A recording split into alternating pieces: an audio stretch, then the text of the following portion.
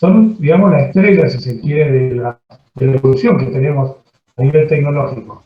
¿Por qué? Porque básicamente tienen un comportamiento que los ubica entre elementos metálicos y no metálicos, primera condición. Segundo, si bien son materiales relativamente frágiles, son materiales muy duros. Y la tercera condición es que, a diferencia de los metales, son materiales en general que tienen una estructura, en algunos casos porosa, o, digamos, no tan compacta, al menos no digamos porosa, sino no tan compacta, como es el caso de los sólidos. Entonces, básicamente los cerámicos tienen muchas ventajas frente a los metales, aunque obviamente nunca van a tener, por lo menos por ahora, la resistencia que tienen los materiales metálicos.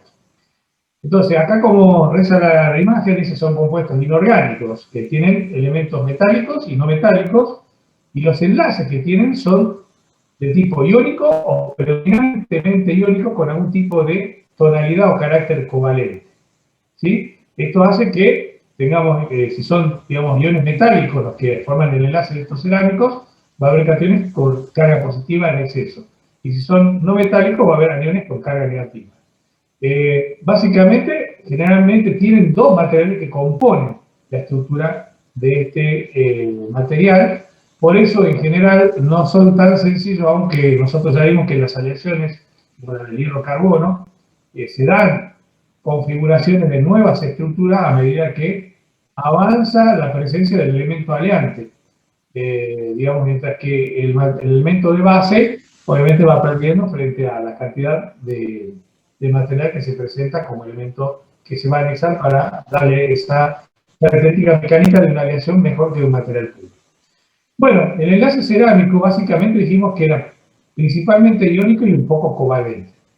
Depende el porcentual de carácter iónico, la característica que vaya a tener desde el punto de vista eléctrico y también desde el punto de vista de los enlaces. Ahí vemos que aumenta con la diferencia electronegativa, es decir, cuanto más electronegativos materiales que se unan para formar el material cerámico, mayor va a ser el carácter iónico que va a tener. Además, tiene, digamos, el carácter de enlace iónico dice grande versus pequeño. Tiene que haber un elemento de una, digamos, de un tamaño de átomo muy grande versus uno de un tamaño de átomo muy pequeño. Y esa es la característica que se da en general, aunque no en este tipo de enlace y este tipo de material puntualmente. Acá pueden ver, por ejemplo, un cloruro de calcio o un silicato de carbono, que obviamente tienen características, por ahí en algunos muy distantes, es decir, la tabla periódica y otros muy próximos. Pero sí la diferencia entre ellos es muy importante. Y el enlace iónico va a depender obviamente de la lejanía o de la cercanía entre ellos en la tabla periódica. Después, acá podemos ver, digamos, la estructura que suelen tener desde el punto de vista cristalino, porque forman también enlaces de tipo cristalino, digamos, diferentes materiales de ejemplo que ponen acá, desde la sal, la roca de sal, cloruro de cesio, tenemos zinc alivianado, fluorita o perovskita, si me salía bien la pronunciación. Acá están las fórmulas, son como verán cadenas bastante largas, de 3 componentes, ¿sí? Titanato de bario tenemos acá, ¿sí? Que tienen, digamos, la característica de formar, como verán, fíjense, diferentes estructuras. Tenemos el cúbico de caras centradas, donde el número de coordinación acá está equilibrado, fíjense, 6 de aniones y 6 cationes. En cambio, si vamos, por ejemplo, a otro tipo de material como la perovskita, tenemos también una estructura de tipo caras centradas, pero acá hay una gran diferencia entre presencia de cation y anión. Ahí hay un fuerte, digamos, un fuerte porcentaje de enlace catiónico, ¿sí? Y acá podemos ver ejemplos de estructuras, ¿sí? Cómo están estructuradas y cómo se arman. De que quiere subir acá, a ver, un segundito, está entrando alguien. En el chat, bueno, nada, les decía que entonces acá pueden ver ejemplos de cómo se acomodan los átomos más pequeños entre los intersticios de los átomos más grandes, ¿sí? La densidad teórica de los cerámicos se va a calcular de manera similar a la de los metales, pero tiene una pequeña modificación en la ecuación. Fíjense que en este caso, la densidad va a ser el número de unidades, o sea, el número de átomos dentro de la celda unitaria, multiplicado por la sumatoria de los pesos atómicos de todos los cationes de la fórmula, más los pesos atómicos de los aniones de la fórmula, dividido el volumen de la celda unitaria, antes era solamente el volumen, y ahora el número de Avogadro para sacar el mol. También dividimos por el número de Avogadro. Pero ¿qué introduce acá? Básicamente la sumatoria de cationes y aniones por separado. ¿Sí? No pone, digamos, directamente los componentes y sus masas atómicas, sino la presencia de cationes y aniones. Es decir, el carácter del enlace termina definiendo también la densidad del material. ¿Sí? Acá hay un ejemplo del cloruro de sodio, la sal de mesa, ¿sí? Tenemos, fíjense, 22,99 gramos por mol de sodio y 35,45% de cloro. Entonces, nada, acá vemos cómo se reparten y hace el cálculo, termina dando una densidad de 2,14 y la estructura de cara centrada, digamos, ¿sí? Donde, en este caso, el número de elementos que pertenecen a una celda unitaria es 4. Con todos estos datos, lo metemos en la fórmula y nos termina dando este número.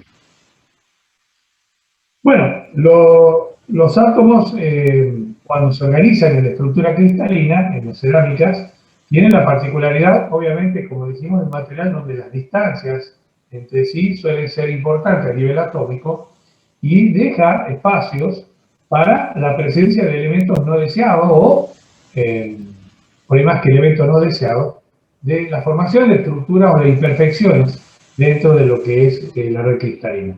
Eso es lo que llamamos nosotros impureza en los cerámicos. Fíjense que los materiales, como los materiales cerámicos contienen al menos 2 tipos de iones, se generan defectos en cada tipo de ion. Tenemos el defecto de Frenkel, que ya lo vimos, involucra una vacancia de catión y un catión intersticial. Es decir, si vamos acá, si me deja ver la barrita, si le ponen la barrita, lo ponen acá.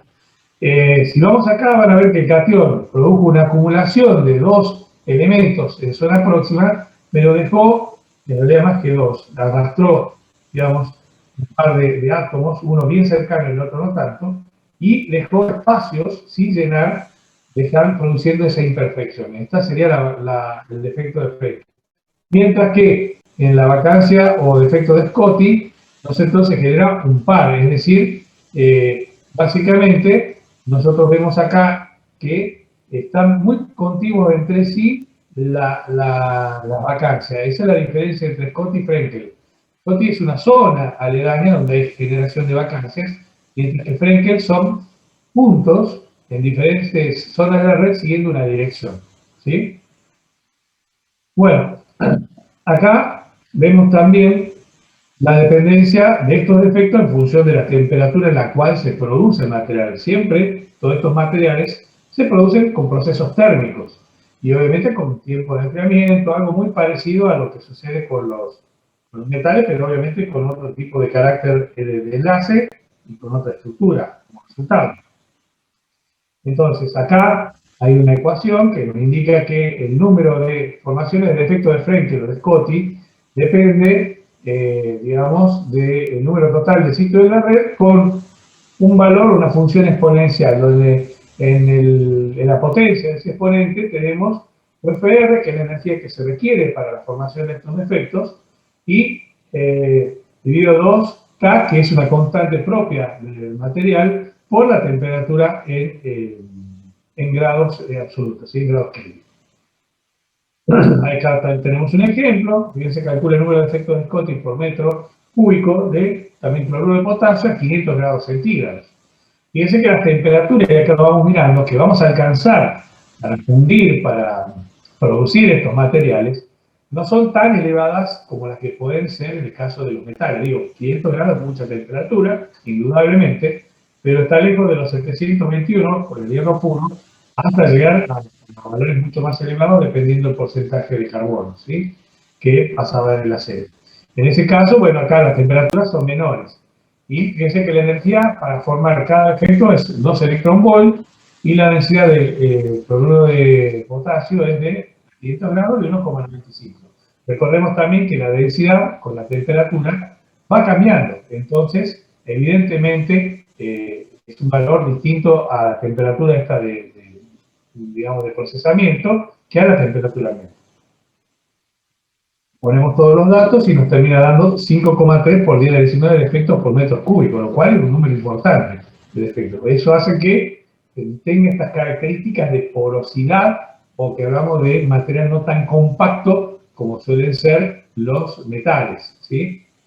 Acá está el diagrama de fase de los cerámicos. Fíjense que se parece a los de los metales porque, bueno, nada, tenemos la variación de la composición de acuerdo al elemento aliante, y acá, a diferencia de los metales, no son sustancias puras, ya son óxidos que se mezclan entre sí, por ejemplo, el óxido de magnesio con la alúmina, y nos van a dar, en este caso, digamos, el aluminato de magnesio, ¿sí? Que nos va a dar un sistema binario donde comparten un elemento en común, que es ¿cuál? El oxígeno. ¿Por qué? Porque son óxidos.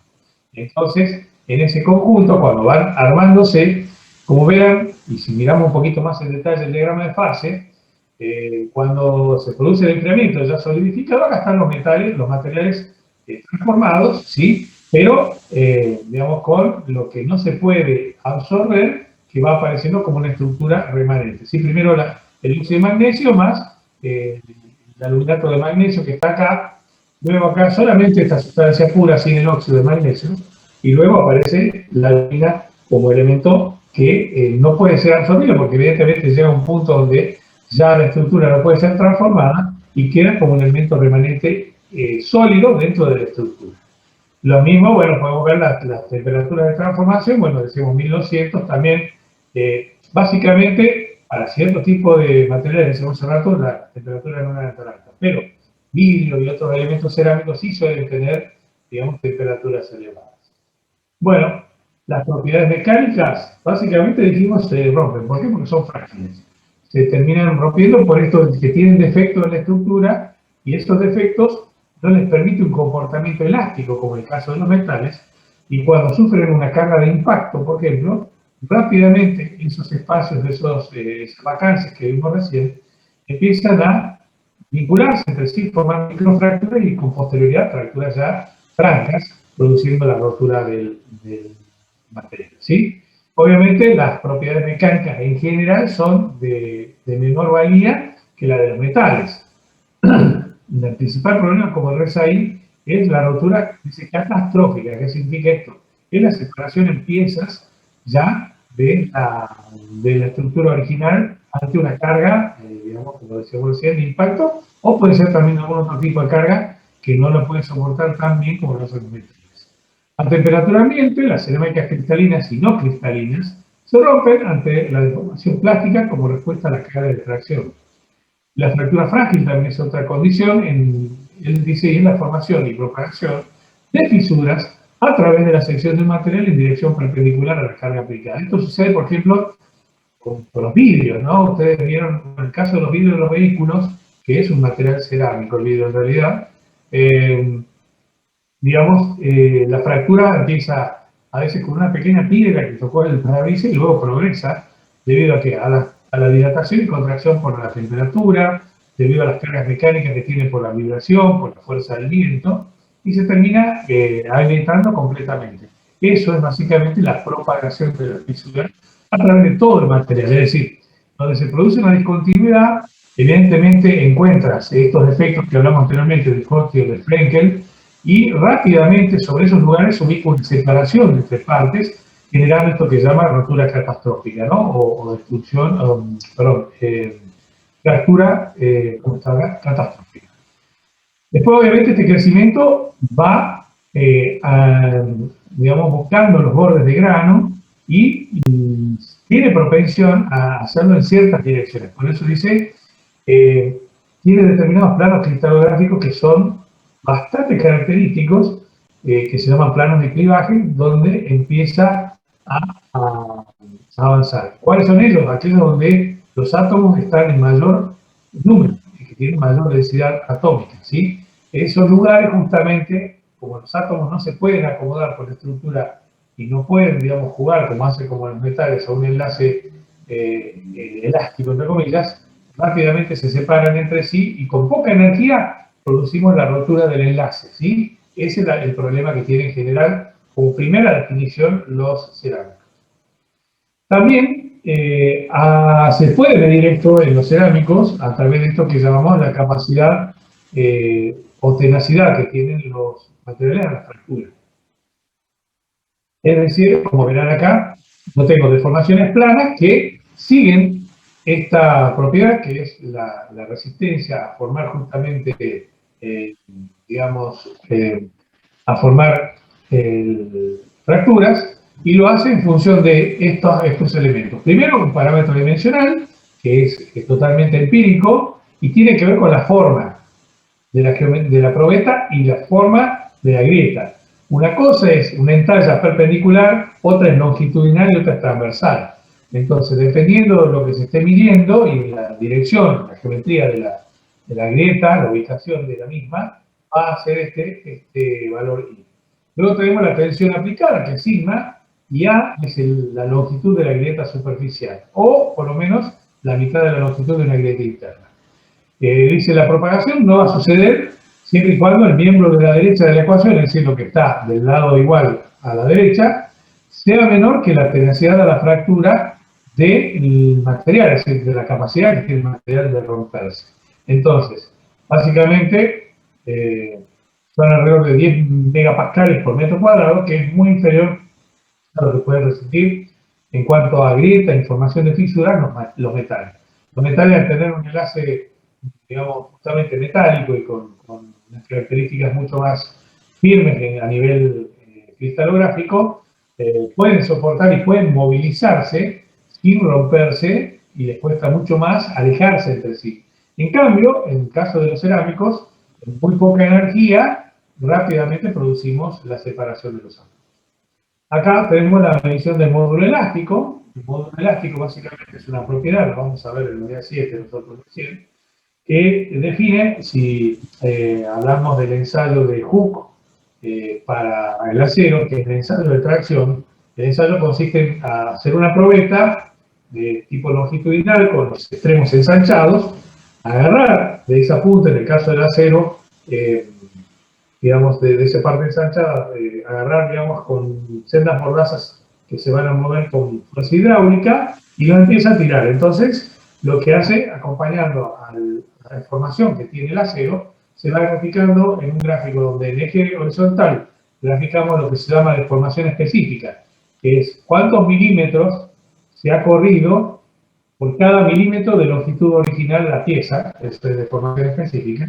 Y en el eje vertical, digamos, el eje de las coordenadas, tenemos la tensión, es decir, la fuerza, algo parecido a esto que tenemos acá. Entonces, en el caso de los materiales metálicos, hay un tramo que es lineal y se llama justamente digamos, el comportamiento lineal o elástico del material. Bueno, ese módulo elástico en esa parte del acero tiene una recta, que tiene una pendiente. Esa pendiente es el cociente de lo que está en el eje vertical sobre lo que está en el eje horizontal. En el caso de los que hace exactamente parecido, no exactamente parecido, porque acá el módulo elástico se determina a través de la flexión, probando el material en 3 puntos, y acá, bueno, básicamente se pone una deformación o un módulo elástico que puede ser medido a través de la sección transversal si es rectangular y si es circular el elemento que se está midiendo. Como verán acá, a la mitad se aplica una fuerza, el cuerpo está apoyado de manera libre en los extremos, y lo que se mide es el punto medio de deflexión. Ese es el delta que se calcula, que acá falta un signo igual, porque en realidad no es que es por delta multiplicado por esto, sino que es igual a esto que vemos. Bueno, acá se ve la medición del esfuerzo, también cómo se mide según la sección transversal o circular, que en general son las formas más utilizadas a nivel de ingeniería. Y acá tenemos un cuadro de valores típicos de resistencia que tenemos a la tracción medida a través de la fuerza de flexión, digamos, entre 250 y 1000 megapascales, con un módulo, este es el módulo, esa es la resistencia a la tracción, y este es el módulo, 304 gigapascales, por ejemplo, que parece mucho, pero en realidad recuerden que el pascal es la décima parte de lo que sería un kilo. Si lo trasladamos a kilo, es 10 veces menos.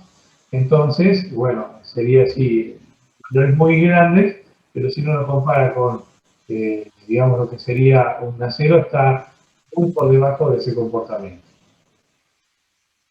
También decíamos que la porosidad es una característica de los materiales, o decíamos que no eran tan complejos.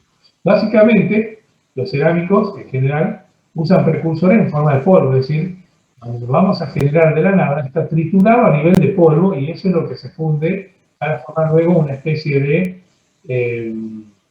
digamos, de líquido muy viscoso que se termina enfriando y dando la forma al elemento cerámico. ¿Sí?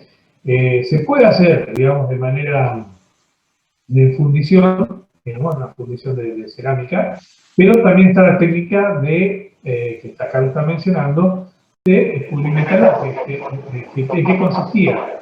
Básicamente la pulimetalurgia se tiene un molde y se aprieta el molde con presión y además se le da calor, es decir, se hace una unión a través de presión mecánica con proceso térmico. Esa es la diferencia con la fundición tradicional. Y lo que se obtiene en general es la pieza ya con la forma prácticamente terminada, salvo detalles, ¿sí? Entonces, básicamente cuando yo uso polvo, por ejemplo, ¿para qué? Para las pastillas, las herramientas de las máquinas a control numérico, todas son carburos, son elementos cerámicos. Y como verán, el cerámico se come al metal, porque yo estoy maquinando un metal con una punta cerámica. Y entonces, yo compacto esto y básicamente lo que importa es lo siguiente. Cuando yo compacto, obviamente que el espacio que quede, ese espacio hueco, sea el mínimo posible. Esa porosidad se puede reducir y minimizar y aún eliminar con tratamientos técnicos, pero siempre quedan microporosidades o espacios abiertos en su interior. Obviamente que juega en contra con la porosidad en contra de las propiedades mecánicas, y acá hay un módulo de elasticidad que, digamos, al módulo del ensayo, el valor en condiciones puras, se le puede corregir, digamos, en función de la porosidad. Yo puedo medir la densidad de poros que hay en el material y meterlo dentro de esa ecuación para decir, mi módulo de elasticidad que a mí en realidad termina siendo 600, 750 por la presencia de poros. Profe, una Básicamente siempre el consulta. material no poroso. Bueno, acá está la influencia de la porosidad. ¿Cómo reduce a través de esta expresión?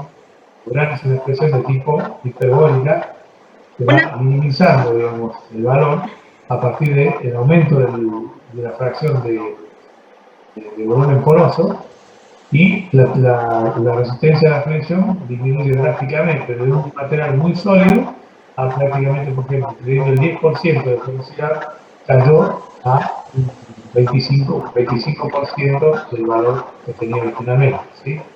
profe, una consulta. ¿El cuadrado de la ecuación de porosidad afecta solo a la unidad o al número también? Por las dudas lo pregunto. Esto es un número dimensional, es un valor porcentual, no tiene unidades.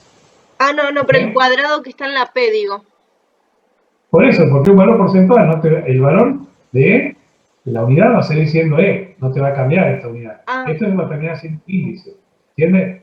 sí, sí, ¿Ok? sí, sí. Bien. Bueno, acá también hay otra expresión que en realidad nos está hablando justamente de cómo cambian estas características de la resistencia a la tracción, ¿sí? En realidad, resistencia a la flexión, ¿sí? A la flexión, y cómo disminuye la misma. Bueno, acá en el ejercicio, acá se ve, como verán, es un valor que el módulo está dado en gigapascal y termina en gigapascal y no va a cambiar, porque esto termina siendo un índice, ¿no? Obviamente calculado a través de una ecuación. Bueno, acá hay más ejercicios. Se realiza una prueba de flexión en 3 puntos en una espinela que tiene una sección transversal rectangular de altura B igual a 3,8 y ancho B igual a 9 milímetros. La distancia entre los puntos de apoyo es 25 milímetros. La distancia es muy importante en flexión porque eso termina, digamos, definiendo la característica del esfuerzo, ¿sí? La flecha o la deformación que va a tener, digamos, el cuerpo. Calcule, dice, la resistencia a la fracción, si la carga a la fractura es 350 newton. Bueno, acá ponemos la fuerza por la longitud sobre 48 veces el módulo de la resistencia a la fricción por I, que es el momento de inercia. ¿Ustedes en física vieron un momento de inercia? Quisiera creer que sí. ¿Vieron? Sí, profe, sí lo vi. ¿No? A ver si en el chat están contestando algo. Yo estoy sin el chat ahora en un minuto. ¿No lo vieron? profe, yo le contesté si lo vimos. No escucho, a ver, un segundito. ¿Lo vieron? ¿Sí? Ahí en el chat. Bien, ¿alguien Sí. contestó? Bien, se entiende entonces que el concepto de módulo de momento de inercia es un concepto que tiene que ver con la forma del cuerpo, ¿no es cierto? ¿Sí? Ya sabemos que la forma cuenta y en ingeniería más que en ningún lado. Sabemos también que un ladrillo puesto de canto no es lo mismo que un ladrillo puesto vertical que un ladrillo acostado, ¿sí? Para citar un ejemplo muy simple que todos entendemos. Lo mismo sucede con las piezas mecánicas, un eslabón de una cadena, un cable de acero que sostiene un elevador, una llave que gira una cerradura. La forma termina determinando, digamos, la característica mecánica, más del material, ¿sí? Entonces, esto es el momento de inercia de la sección transversal. No se me exime de explicarlo, digo, porque muchas veces no conocen esto. Bien, y bueno, acá terminas dando este ejemplo, y bueno, calcular, dice, la deformación, delta I es la deformación vertical, a una carga de 310 newton. Bueno, hace los cálculos acá, mete los valores y le da. ¿Esto de dónde sale? Bueno, tengo B acá, lo pongo en metros, tengo D, lo pongo en metros, lo elevo al cubo, lo divido por 2 y me da el momento de inercia. Ese valor lo pongo acá, la fuerza nos había dado, creo, de 350 newton. El largo de la pieza, a ver dónde está, la sección del número, la distancia de este punto de apoyo, bueno, 25 milímetros, paso a metros, y esto me termina calculando y dando el valor total. Bien, clasificación de los materiales cerámicos. Los cerámicos tienen, digamos, son una familia muy amplia y cada vez más interesante porque, como les decía, más allá de todas estas características que empezamos mencionando como negativas, como la velocidad y otras cosas, tiene una gran ventaja, que es que básicamente tiene menor peso a igual volumen o a igual características geométricas que un material hecho de, o una pieza hecha de metal.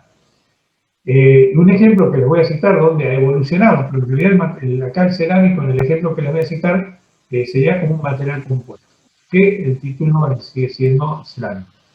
En Fórmula 1, hoy en día ya no se usan rodamientos o bolilleros, porque saben todos, ¿no? El bolillero es el elemento rodante que permite que el eje gire con libertad, el eje del cigüeñal, el eje del árbol de levas, ¿sí? De todas las poleas que tienen los motores, desde la bomba de agua, digamos, diferentes cosas que forman parte del eje. En la Fórmula 1, buscando obviamente tener mejor relación peso-potencia, esto es gastar el menor combustible para lograr mayor aceleración, tengo que quitar peso. Y se logró confeccionar rodamientos de cerámica que tienen varias ventajas respecto a los rodamientos de metal. Los que no se dilatan tienen un coeficiente de dilatación muchísimo menor que el metal, tienen menos peso, soportan mucho mejor la vibración y el ataque de agentes químicos que pueden contener los lubricantes, y entonces es mucha ventaja que se tiene. Se logró obviamente que esté dentro del cigüeñal de un vehículo, con toda la carga dinámica que tiene esa pieza, soportándolo mucho mejor, o a la altura prácticamente, no a la altura de un rodamiento mecánico. Entonces, ahí ven una aplicación, tenemos en los transbordadores espaciales los elementos refractarios que forman parte del escudo de la nave, tenemos en satélite todo lo que es comunicación, los semiconductores, básicamente son materiales cerámicos, gran parte de ellos. Bueno, muchas aplicaciones. Entonces, esta familia que vemos ahora se va agrandando cada vez más. Tenemos los vidrios, que pueden ser vidrios amorfos, o vidrios cerámicos, ¿sí? Después tenemos productos de la arcilla, que son productos estructurales de arcilla, como pueden ser lajas o tejas, y las porcelanas. Luego tenemos los refractarios, que pueden ser, dijimos recién, ladrillos refractarios o arcilla refractaria para procesos térmicos, la sílice, que justamente es el componente más importante, por ejemplo, de los semiconductores, y después tenemos material refractario que puede ser básico, algunos son ácidos, lo habíamos visto ese en el alto horno, y también algunos especiales. Los abrasivos, los discos de amolar, las piedras de banco, de amoladora de banco, tienen, digamos, elementos abrasivos. Básicamente son discos hechos, ustedes no miran de brita, pero no porque tenga metal, en realidad suelen tener cerámicos, carburos, que están contenidos en una pasta que se solidifica, que es el aglutinante. Y ese aglutinante, que es una goma especial para absorber justamente las cargas dinámicas y no fracturarse, tiene, digamos, cerámico molido en carácter de cristales, o un poco más grande. Los cristales obviamente no son a nivel cristalino, que estamos hablando en el ordenamiento de los átomos, sino más grandes, pero básicamente se sostienen y permiten una buena resistencia justamente al contacto y a la fricción, que nos permite abrasionar los materiales. Aquí tenemos la lija, los cortes, elementos de corte y de pulido. Los cementos también son porcelanas, algunos son compuestos, algunos son estructurales. Y cerámicas avanzadas, que se usan, como dijimos recién, rotores, válvulas, bearing, que son los rodamientos, y sensores, entre otras aplicaciones. Las propiedades, la, digamos, temperatura del vidrio, para ser procesada, es moderada, pero alta para otros cerámicos. Es decir, el vidrio tiene una temperatura relativamente fácil o baja de procesamiento, mientras que los otros no, están muy por encima de los metales, lo que son materiales de ingeniería, las cerámicas avanzadas. Tienen poca tenacidad, utilidad y un módulo grande de resistencia a la excedencia, es decir, resistencia a la tracción. Se aplican para aquellos lugares donde hay una carga muy alta de temperatura, donde se necesita resistencia al desgaste y obviamente usos novedosos para la neutralidad de la carga. Un ejemplo también que es muy novedoso, eso tiene como 20 años, es el tren bala, que lo que hace es levitar sobre un riel que tiene unas bobinas que tienen toroides o núcleos cerámicos para disminuir la temperatura que emanan de los rieles. Entonces, el tren levita una distancia muy pequeña, que está en el aire esta distancia, con todo el peso obviamente de personas, carga y metálico de la propia estructura, pero eso le permite moverse con una velocidad increíble. Bueno, fabricación, algunos vidrios se moldean fácilmente, otras cerámicas son muy difíciles de moldear, ¿sí? Lo cual se hace en material en bruto y después eventualmente se puede hacer algún otro tipo de tratamiento, corte por láser, por ejemplo, por agua, ¿sí? Bueno, acá tenemos un diagrama de fase de los refractarios. Se necesitan materiales de hornos que puedan soportar altísimas temperaturas, arriba de 3000 grados, para que acá lleguemos a los 2200, ¿sí? Entonces, acá podemos ver el óxido de silicio, la alúmina, mezclados entre sí, cómo forman, digamos, la composición de este material cerámico, ¿sí? Mulita, digamos, es la estructura particular que se forma en esta zona, donde va apareciendo, digamos, a medida que avanza la composición de alúmina dentro de la estructura, mientras que el silicio es el elemento matriz, pero básicamente esto es, digamos, óxido de silicio con alúmina que forma justamente los abrasivos. Esto es el diagrama de fase de todos los cristales que tenemos en los discos de amolar, ¿sí? Bueno, acá tenemos moldes huecos, ¿sí? Que son aquellos donde necesitamos propiedades para resistir al desgaste. Esta es justamente donde nosotros, por ejemplo, acá, esto habíamos visto el trasfilado, ¿se acuerdan? Cuando reducíamos la sección de un tubo de una barra y lo transformábamos en alambre. Bueno, la parte esta que soporta la fricción, que soporta todo, es cerámica. Justamente para aguantar toda esa carga térmica y de tracción. Obviamente acá no hay impacto, pero el hecho de estar comprimido, produciendo esa disminución de sección, calienta el alambre y ese calor se transmite. En estos puntos, acá, digamos, está hecho todo de cerámica. Superficie de molde, las partículas, por ejemplo, de diamante policristalino, son sintetizadas. Ese es el tratamiento de polimetalurgia que hablábamos, donde había presión y temperatura en un sustrato cementado de carburo de tungsteno, para hacer diamantes artificiales, y el diamante policristalino ayuda a controlar la fractura y da dureza firme en todas las dimensiones.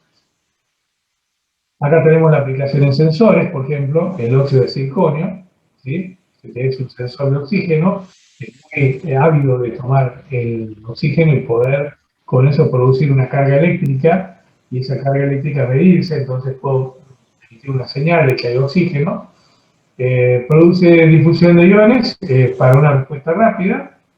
En este caso se agregan impurezas de calcio al óxido de circonio, que hace que aumentan las vacancias justamente del cation oxígeno y aumenta la tasa con la cual se puede difundir. O sea, más sensible va a ser el sensor a la presencia del oxígeno cuanto mayor sea la falta que tenga de cationes, ¿sí? Bueno, y acá se produce una diferencia de voltaje cuando los cationes de oxígeno del medio ambiente ingresan al material y perciben, digamos, se meten dentro de la estructura, se difunden y producen obviamente la energía para producir una señal, ¿sí? Acá tenemos mayor contenido de oxígeno y gas de referencia en el contenido de oxígeno líquido. ¿Dónde se puede usar esto? Bueno, lugares donde tenemos que medir la cantidad de oxígeno, por ejemplo en las minas, o espacios confinados, que puede ser un tanque de petróleo, que en general cuando ingresan los operadores al tanque de petróleo, entran acá en el pecho, llevan una especie de radio y en realidad es un sensor. Lo ponen del lado del corazón, porque si lo ponen del otro lado, en realidad, eso lo vi en un curso que tomamos acá donde hacen las calibraciones de los equipos, que depende de la facultad. Acá del lado del pecho muchas veces digamos, la oxigenación es distinta y entonces tenerlo del lado del corazón les produce rápidamente la infección y posible asfixia. Recuerden que en espacios confinados en la mina el oxígeno no abunda, de hecho la mina se inyecta el oxígeno y se saca el dióxido de carbono y los gases de combustión de equipos que están funcionando en su interior. Entonces todo es artificial abajo del suelo. Lo mismo sucede en un espacio confinado, uno entra o en un equipo autónomo o puede entrar eventualmente con una inyección de oxígeno externa. Y bueno, si el lugar, digamos, reducido está lleno de vapores de petróleo, obviamente que es un lugar irrespirable, ¿sí? Para esos lugares es muy importante. Bueno, tenemos vidrios que son silicatos no cristalinos, que contienen otro tipo de óxido, óxido de calcio, óxido de sodio, de potasio y de alumina, además, ¿no? No solidifican igual que los materiales cristalinos, cuando se enfrían, tienen, digamos, una consistencia viscosa. De hecho, si uno ve vidrios de mucha antigüedad, va a ver que la parte inferior del vidrio, por la gravedad, es más gruesa que la parte superior. Por eso se suele decir que el vidrio es un sólido viscoso. La viscosidad es una propiedad pura y exclusivamente de los fluidos. Generalmente de los líquidos, pero también se acepta que la viscosidad de los gases es básicamente el promedio de colisión que tienen entre sí cuando se movilizan con libertad. En todo caso, líquido o gaseoso, los dos tienen viscosidad, pero un sólido, entre comillas, hablar de viscosidad del sólido, un sólido viscoso, es medio contradictorio entre sí. Lo que estamos diciendo es que está en un estado intermedio donde hay una movilidad largo plazo, y por eso cuando uno va a casi 40, 50 años, los vidrios de la parte inferior suelen ser más gruesos que la parte superior, porque tiene que ver el trabajo de la gravedad y esta movilidad muy lenta que tienen, ¿sí? Por eso habla de que se vuelve viscoso y se enfría y de forma continua. La temperatura en la cual ocurre un cambio en la pendiente de, digamos, en este caso de enfriamiento, se denomina temperatura de transición vítrea. Ahora tenemos los métodos con los que se fabrica el vidrio, pueden ser prensados, soplados, estirados o formación de fibras. Acá podemos ver el prensado, consiste obviamente en un molde que es una masa vítrea en temperatura, no es que viene el vidrio a temperatura ambiente, está en un estado muy pastoso, muy pastoso, pero prácticamente sólido, que sí, uno lo golpea y se amolda fácilmente con, digamos, la temperatura que tiene y rápidamente toma la forma del contenido, del elemento que lo contiene. Acá tenemos un molde con la preforma, entra el vidrio, fíjense que es como un bollo, no pasa, disculpen la comparación grotesca, y se pone luego digamos, la parte que le va a dar el vano a la pieza, ¿sí? Para la fabricación de piezas con paredes gruesas, como placas o platos, ¿sí? Se aplica presión en el molde de fundición que está recubierto con grafito para que el vidrio no se adhiera al molde, como un desmoldante. En el caso del soplado, que son las botellas, por ejemplo, también está la forma la forma previamente consolidada, pero suspendida. Se pone en la parte inferior del molde, se cierra el molde, se pone una cánula y esa cánula sopla un aire para que, presión obviamente constante, todo el material se expanda a presión del aire hacia la pared del molde y tome la forma de producción de jarro, de botella y bombilla de luz, reforma temporal por prensado mecánico en un molde, la pieza se coloca en el molde final y es forzado a adquirir la forma de ese molde por aire inyectado. Profe, una consulta. Con respecto al prensado, ¿cambia su estructura atómica o no? Sí, perdón. ¿Quién está hablando? Acá yo, profe, por seguridad. Sí. Con respecto al tema del prensado, ¿cambia su estructura atómica o es para darle algún tipo de otra utilidad al vidrio? No te escucho, pero sabes que trato de poner el volumen y me sale la... Dame un segundito, espera. A ver si puedo poner el volumen porque el problema es que el Zoom me pone un montón de placas. Ahora sí, te escucho. Que con respecto al prensado, digo, ¿se utiliza para hacer otro tipo de objeto o es por un tema de la estructura propia del material? Este prensado, no, en realidad por el proceso. Acordate que cuando empezamos el material, el carácter del material de una pieza tiene que ver con tres elementos: la propiedad del material, el procesamiento y la aplicación. ¿Sí? Entonces, acá vos vas a formar platos o elementos planos, digamos, o elementos que tienen una forma chica y determinada donde la pared es relativamente gruesa. Si vos lo hicieras con alguno de los otros procesos, probablemente la pared no te quede tan gruesa. Entonces, en general, el moldeo se hace justamente para ese tipo de aplicaciones. Por ejemplo, un vaso de vidrio, ¿sí? Ahí vos metés justamente y lo prensás, lo deformás a través de una presión. Si quisieras hacer piezas más grandes, probablemente no te sirva, o tenés que tener un molde muy grande. Que de hecho hay, pero bueno, son obviamente moldes caros y procesos que tienen que justificar el uso y la creación de ese tipo de moldes, y las máquinas también suelen ser grandes, ¿sí? Pero en general se usa para diferentes aplicaciones. Está probado en la industria que es mucho más sencillo para ser prensado para este tipo de cosas que el soplado. El soplado te va a quedar irregular. El soplado se usa más bien para envases. ¿Por qué? Porque tiene una forma que lo contiene en la parte superior, y a vos el envase lo que te interesa es que quede lo más liso posible en el interior, pero si hay imperfecciones no la vas a percibir. ¿Por qué? Porque nadie se va a poder mirar una botella de cerveza o de vino adentro si tiene una burbuja. En cambio, en un vaso de vidrio, al estar a la vista y ser de acceso permanente, lo vas a mirar. Por eso también es interesante esto, ¿no? Pero buena pregunta. Ok, gracias. Bien. El estirado, como decíamos, es una especie de amasado, volviendo a la comparación grotesca, que permite a través de una lámina continua de vidrio pasar por rodillos que le dan presión y le van dando, digamos, la forma, ¿no? Esto es justamente para piezas que son laminadas, que tienen forma de barra o que tienen forma tubular, ¿sí? Muchas veces los tubos, por ejemplo, de vidrio para, no sé, para las pipetas o los elementos del laboratorio químico pueden llegar a ser, si son muy largas, procesadas de esta manera, sobre todo si son de paredes gruesas, porque también está el soplado, que se puede hacer lo más largo que se pueda, siempre y cuando la dimensión del objeto sea manipulable, es decir, de un tamaño que la pueda mover, no sé, en 20 centímetros, pero si se hace más largo ya es más complicado. Y después tengo el fiber drawing, que es el dibujador de fibra, digámoslo así, que sirve para la fibra de vidrio óptica. Así es como se hace la fibra de vidrio. Se pone en una tolva de material caliente, cae un hilo, ¿sí? Cae un hilo, y acá se le hace un pequeño soplado para generar el orificio y va siendo enrollado a través de ese tubo, ¿sí? Fíjense, las fibras se forman haciendo pasar el vidrio a través de pequeños orificios en la base de la cámara. Después tenemos el recocido. Estos son los tratamientos térmicos del vidrio.